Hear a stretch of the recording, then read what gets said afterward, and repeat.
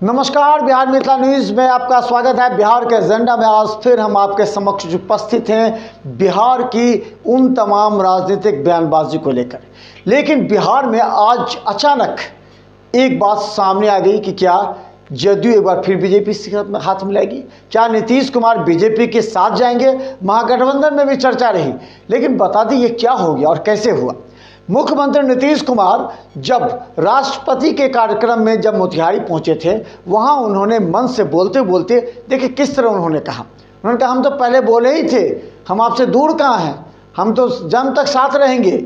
इस तरह के बयान बीजेपी नेताओं को जो मंच पर बैठे थे उन्हें दिखाकर बोला। इसके बाद सियासी गलियारों में इस बात की चर्चा होने लगी कि नीतीश कुमार के मन में कुछ तो है एक बार बीजेपी के साथ जाने की। देखिए मुख्यमंत्री नीतीश कुमार मन से क्या कहते हैं। आदरणीय राष्ट्रपति जी, और आप सबको पुरस्कृत मिला है, हमको बड़ी खुशी है। तो इसलिए हम आप सब लोग जो हैं बधाई देते हैं। अब जितने लोग हमारे हैं सब साथी है, छोड़िए ना भाई, हम अलग हैं आप अलग है, छोड़ो रे का हमरा तो दोस्तिया कहियो खत्म होगा।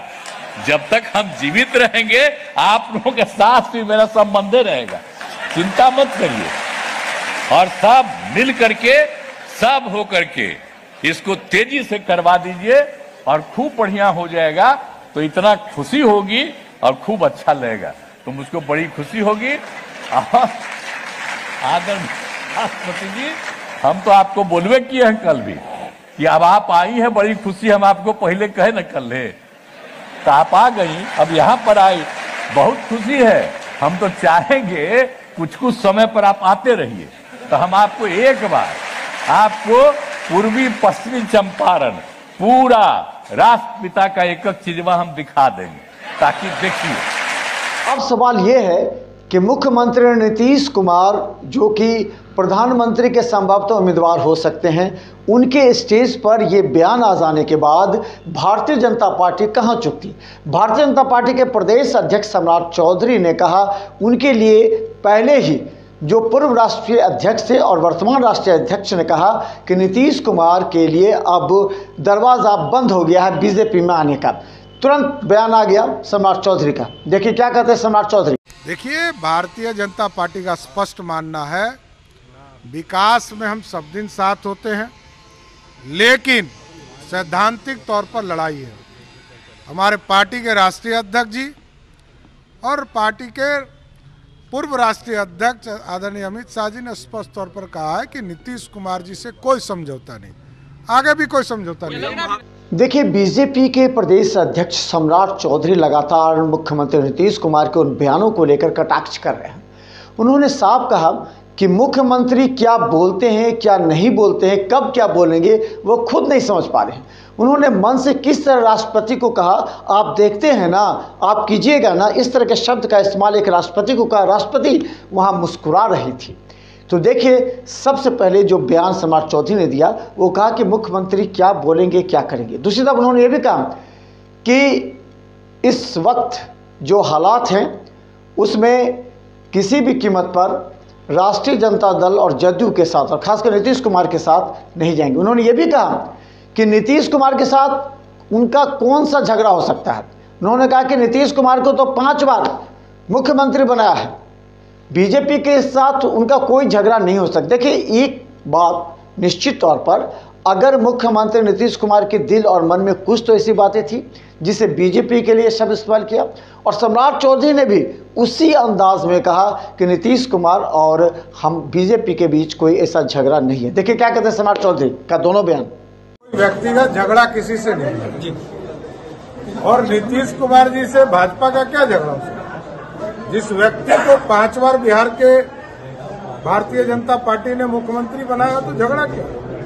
और विकास के लिए नीतीश कुमार जी को सुबह शाम और रात नरेंद्र मोदी जी को धन्यवाद देना चाहिए कि जिस बिहार में 2,61,000 करोड़ के बजट में मात्र 32,000 बिहार सरकार देती है और 2,29,000 करोड़ रुपया भारत सरकार यह कर्जा से बिहार चलता है, तो ऐसे परिस्थिति में तो धन्यवाद देना ही चाहिए, एकदम देना चाहिए। और जिस व्यक्ति को 5 बार मुख्यमंत्री जिस पार्टी ने बनाया उसका जीवन भर ऋणी रहना चाहिए। यही चाहकर लालू यादव जी को भी समझाना चाहिए नीतीश जी नीतीश जी समझाएंगे, अरे भाई लालू जी, आपका उत्पत्ति तो भाजपा वालों ने किया, 39 विधायक भाजपा के समर्थन से आप मुख्यमंत्री बने, तो क्या इसको समझ सकते मन से? देखिए, वो मैंने कहा है ना कि अब उनके स्टेज पर जाने में ही बहुत लोगों को डर लगता हो। कल उन्होंने महामहिम गवर्नर साहब को क्या कहा कि मेरी बात सुनिएगा ना, मेरा मानिएगा ना। अब भाई क्या कहते हैं वही समझते हैं, इसलिए उनके बातों को नहीं, बचपन में कहता था कि दूध भात, तो अब नीतीश बाबू दूध भात में हो गए। उनकी मीठी बात। देखिए, महागठबंधन में खासकर जब भी आरोप लगे हैं बीजेपी पर तो बेरोजगारी को लेकर लगे। आज मंच पर से खूब गरजे डिप्टी सीएम तेजस्वी यादव। उन्होंने कहा कि बिहार को छोड़कर, चैलेंज दिया बीजेपी को, बिहार को छोड़कर कोई ऐसा राज्य बताएं जहां इतनी बड़ी संख्या में सरकारी नौकरी दी गई है। तेजस्वी यादव ने कहा कि बिहार में 4 लाख सरकारी नौकरी दी गई है। इस बात को बीजेपी को कहा कि अगर कोई राज्य में है तो दिखाइए। देखिए क्या कहते हैं तेजस्वी यादव। 10 लाख सरकारी नौकरी का हम लोगों ने बात कहा था, हमने चुनाव में उप मुख्यमंत्री बने, मुख्यमंत्री जी ने ऐलान किया कि 10 लाख सरकारी नौकरी और 10 लाख रोजगार, यानी टोटल 20 लाख हम लोग जो है व्यवस्था करेंगे। अब आप देख लीजिए, बिहार के अलावा एक राज्य बता दीजिए जहां लाखों में बहाली निकाली जा रही हो। लगभग 4 लाख बहाली जो है निकाली जा चुकी है। शिक्षा विभाग में, गृह विभाग में, स्वास्थ्य विभाग में हम लोग पब्लिक हेल्थ कैडर ला करके लगभग 1.5 लाख लोगों को हम लोग बहाल करने जा रहे हैं। लगभग सोचिए 1 साल हुआ है महागठबंधन की सरकार को और 4 लाख सरकारी नौकरी बहाली निकाल दी गई है।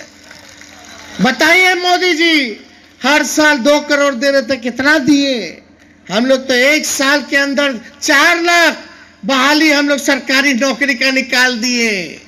2 साल तो भाजपा बर्बाद कर दी। अगर यही आशीर्वाद मिल गया होता तो कब का ये काम पूरा हो गया होता। लेकिन लगातार बिहार में प्रत्येक दिन बयानबाजी का दौर जारी है। एक दल दूसरे दल के नेता पर लगातार कटाक्ष कर रहे हैं। जब मुख्यमंत्री नीतीश कुमार ने कहा कि बिहार में कृषि क्षेत्र में विकास चरम पर है, उन्होंने राष्ट्रपति द्रौपदी मुर्मू को कहा कि अगर आप बिहार लगातार आए, हम तो चाहते हैं कि बिहार आए आप लगातार, तो इस बात पर तंज कसते हुए जन स्वराज के नेता प्रशांत किशोर ने कहा कि मुख्यमंत्री जी को शायद मालूम नहीं कि 10 वर्षों में 11% सिंचित भूमि की कमी हुई है और इस बात को लेकर के मुख्यमंत्री को खेद जताना चाहिए जो वो विकास की बात कर रहे हैं। देखिए क्या कहते हैं प्रशांत किशोर। तो बोलचाल की भाषा में लोग जो बता रहे हैं कि खेती करने वाले लोगों की हालत बिहार में ये है कि पहले, आज से 10-15 साल पहले खेती करने वाले लोग अपना पेट काट के सत्तू खाकर 5 वर्ष अगर खेती करते थे तो ऐसी मंशा रखते थे कि 1, 2, 4, 5, 10 कट्ठा जमीन वो खरीदेंगे। आज स्थिति ये है कि खेती करने वाले लोगों के घर में अगर कोई बिजनेस व्यापार करने वाला नहीं है, नौकरी करने वाला नहीं है, घर में बेटी की शादी लग जाए, कोई घर में बीमार पड़ जाए तो हर 5 वर्ष में आपको 1-2 कट्ठा जमीन बेचना है। कोई ऐसा प्रखंड नहीं है जहां 2, 4, 5 हजार एकड़ जमीन जल जमाव के चक्कर में बर्बाद न हुआ हो, जिसको यहाँ लोकल भाषा में आप चौवर कहते हैं। हजारों एकड़ जमीन या तो वहां एक फसल हो रहा है या एक फसल भी नहीं हो रहा है। तो जितनी बड़ी समस्या बाढ़ की है, करीब करीब उतनी ही बड़ी समस्या यहाँ पर जल जमाव की भी है। एक और आंकड़ा मैं आपको बताना चाहता हूं, सिंचाई के संबंध में बिहार देश का एकमात्र ऐसा राज्य है। इन सब बयानों के बीच एक बार फिर विजय कुमार सिन्हा का बयान आ गया। गौरतलब है कि कल जब उन्हें आमंत्रित नहीं किया गया था राष्ट्रपति के कार्यक्रम में तो वो आक्रोशित थे।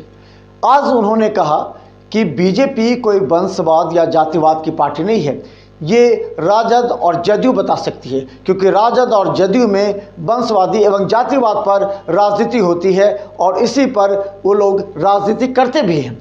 उन्होंने कहा कि बीजेपी ऐसा नहीं है। देखिए क्या कहते हैं विजय कुमार सिन्हा।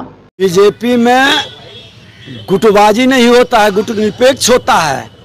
ये न जाति की पार्टी है न वंशवादी की पार्टी है, ये सामूहिक नेतृत्व की पार्टी है। सामूहिक नेतृत्व मिल करके काम करता है जो जातीय जहर के लहर से प्रभावित हैं, वैसी मानसिकता के लोग बीजेपी में खोजते हैं, लेकिन यहाँ नहीं चलेगा। यहाँ हर नेतृत्व का तुलसी के पत्ते के तरह मान बराबर है और सबका महत्व है। इसीलिए बार बार तेजस्वी यादव सवाल क्यों इस तरीके का उठाते हैं? तेजस्वी यादव जी सोने के चम्मच लेकर के आए हैं, उसमें कोई भी व्यक्ति दूसरा नेतृत्व उभर नहीं सकता। बीजेपी नेतृत्व उभारता है और बीजेपी सामूहिक नेतृत्व को आगे बढ़ने का अवसर। आज बिहार में एक बार फिर बम फटने की सूचना मिली थी। हम बता दें कि पटना रेलवे जंक्शन पर एक टेलीफोन कॉल आया और कहा गया कि वहां बम रखा हुआ है। तुरंत पूरा पटना पुलिस जीआरपी सक्रिय हो गई। तुरंत बम स्क्वाड दल एवं पूरे पुलिस वहां पर जांच करने लगी। इसके अलावा बता दें कि जहानाबाद गया पटना, जो जहानाबाद के पास इस बात की सूचना मिली कि वहां बम है इस ट्रेन में, तुरंत वहां गाड़ी रोकी गई। वहां एसएसपी के नाम से फ़ोन किया गया था। उसके बाद वहां जब तलाश किया गया तो वहां कोई नहीं मिला, फिर गाड़ी चली। लेकिन बता दें इसके पीछे की कहानी समझिए। ये एक प्रेम प्रसंग का मामला है। प्रेम प्रसंग में लड़की के भाई जो कि नाबालिग है, वो बाहर रहता है तमिलनाडु में। उसने उस सिम 3 बार गया। सिम पहले लड़का को गया, फिर लड़की को गया, लड़की ने अपने भाई को दिया और लड़की के जो नाबालिग भाई हैं उसने अपने लड़की के उसकी बहन के दोस्त को फंसाने के उद्देश्य से उसी सिम का इस्तेमाल किया और उस सिम से उसने फ़ोन किया ताकि उसकी गिरफ्तारी हो। हालांकि उसने एक और लड़के का नाम बताया, लेकिन पुलिस उसे अपराधी नहीं मानी। बाद में उस लड़के को गिरफ्तार भी किया गया। देखिए पटना पुलिस क्या कहती है। आज करीब अभी से 1-1.5 घंटा पहले जहानाबाद एसएचओ को एक फोन से सूचना दी गई और कहा गया कि अभी मैं सीनियर एसपी राजीव मिश्रा बोल रहा हूं पटना, और अभी जो ट्रेन जहानाबाद पहुंचने वाली है उसमें बम रखा हुआ है। इस सूचना के आलोक में त्वरित कार्रवाई करते हुए जहानाबाद एसएचओ के द्वारा जब देखा गया तो पीछे से 3338 पटना गया मेमू स्पेशल ट्रेन तुरंत ही जहानाबाद से निकली थी और वो आगे बढ़ गई थी। वो ट्रेन जब पटना जंक्शन पहुंची है, उस ट्रेन को हम लोगों ने पूरा सर्च किया। डॉग स्क्वाड, बम स्क्वाड, आरपीएफ और जीआरपी की पूरी टीम ने उसको सर्च किया है। कोई भी आपत्तिजनक सामान उससे बरामद नहीं हुआ है और जो नंबर जिससे कॉल किया गया है उस पर हम लोग सघन वो नंबर उसके बाद जहानाबाद एसएचओ ने ये कॉम्प्लायंस करके फोन किया उस नंबर पर, जब उसको सच्ची माल मानते हुए वो नंबर बंद पाया गया। जब हम लोग उसका तकनीकी विश्लेषण कर रहे हैं तो उस पर कार्रवाई की जाएगी, विधि सम्मत कार्रवाई की जाएगी। कितने बजे कॉल आया था? 1-1.5 घंटा के पहले की